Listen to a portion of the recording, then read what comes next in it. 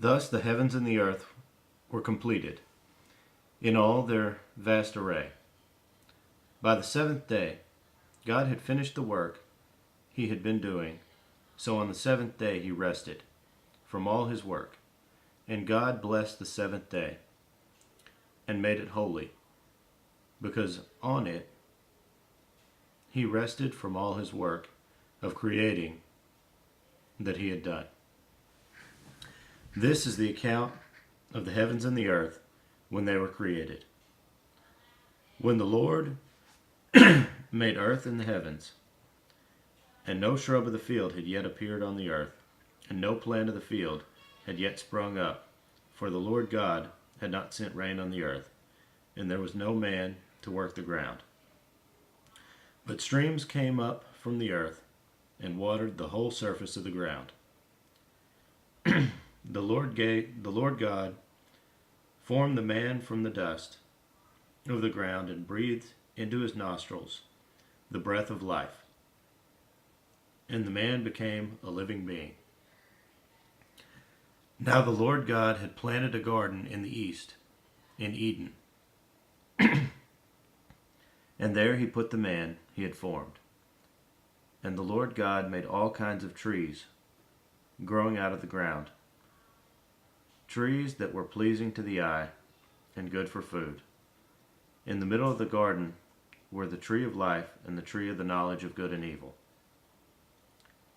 A river watering the garden flowed from Eden. From there it was separated into 4 headwaters. The name of the first was Pishon. It winds through the entire land of Havilah, where there is gold. The gold of that land is good. Aromatic resin and onyx are also there. The name of the second river is the Gihon. It winds through the entire land of Cush. The name of the third river is the Tigris. It runs along the east side of Asher, and the fourth river is the Euphrates. The Lord God took the man and put him in the Garden of Eden to work it and take care of it. And the Lord God commanded the man,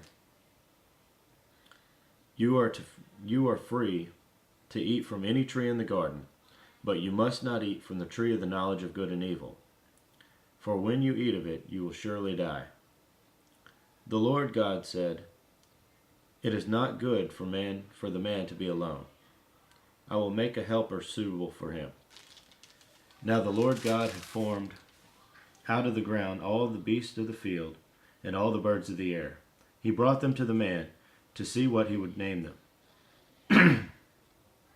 And whatever the man called each living creature, that was its name. So the man gave names to all the livestock, the birds of the air, and all the beasts of the field.